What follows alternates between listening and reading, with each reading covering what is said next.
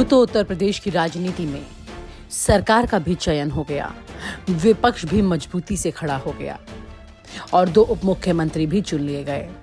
लेकिन इन 2 उप मुख्यमंत्रियों में क्या वाकई में तस्वीर वही है जो दिख रही है?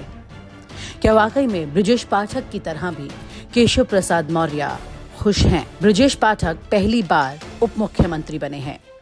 ब्रजेश पाठक को पहले से ज्यादा अच्छी प्रमोशन मिली है और उनके मंत्रालय भी अच्छे मिले हैं। पहले भी ब्रजेश पाठक के पास ऐसी कोई शिकायतें नहीं थी और आज भी नहीं है।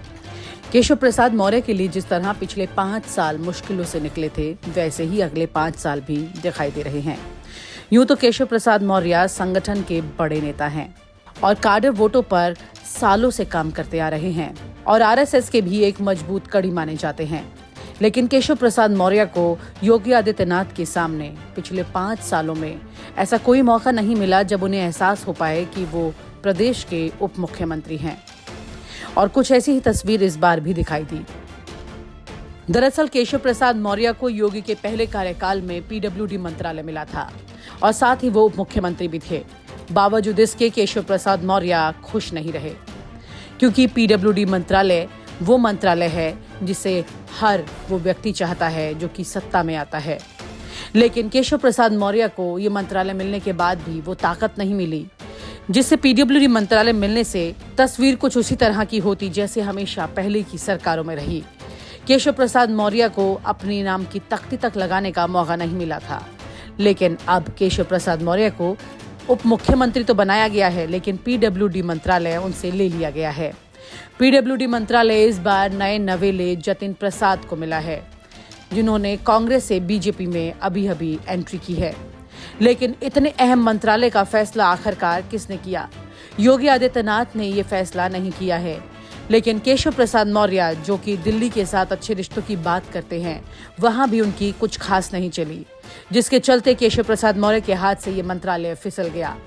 अब देखना यह है कि जो विभाग केशव प्रसाद मौर्य को इस बार मिले हैं, उसके बाद केशव प्रसाद मौर्य कितने खुश रह पाते हैं, क्योंकि इस बार भी कुछ तस्वीर ज्यादा अच्छी उनके लिए दिखाई नहीं देती है।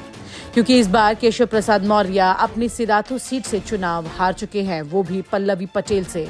और पल्लवी पटेल के लिए इस बार ये एक नई राजनीति का आगाज हुआ है, केशव प्रसाद मौर्य को हराकर।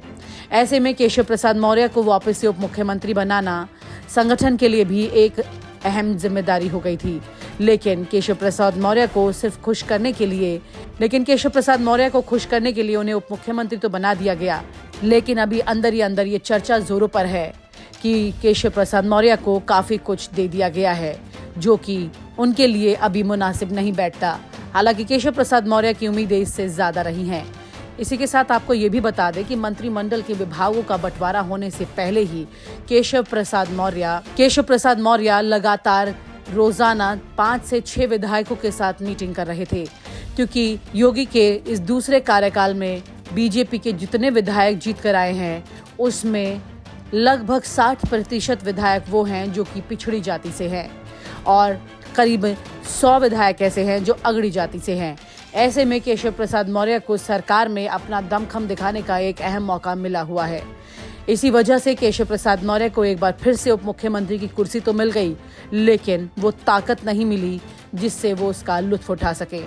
केशव प्रसाद मौर्य के हाथ से पीडब्ल्यूडी मंत्रालय निकलने का मतलब यही है कि सत्ता में उन्हें जगह तो मिली है, लेकिन उसकी मलाई का स्वाद वो चख नहीं पाएंगे। केशव प्रसाद मौर्य के लिए न सिर्फ इतनी चुनौती है, बल्कि अभी और कई चुनौतियां सामने हैं, क्योंकि संगठन के पुराने नेता होने के बावजूद उन्हें वो जगह नहीं मिली है जो कि उन तमाम नेताओं को मिली है जो कांग्रेस और बसपा से बीजेपी में आए हैं, जैसे कि ब्रजेश पाठक पिछले कार्यकाल में कानून मंत्री रहे, लेकिन वो खुद पहले कांग्रेस और बसपा में रह चुके हैं।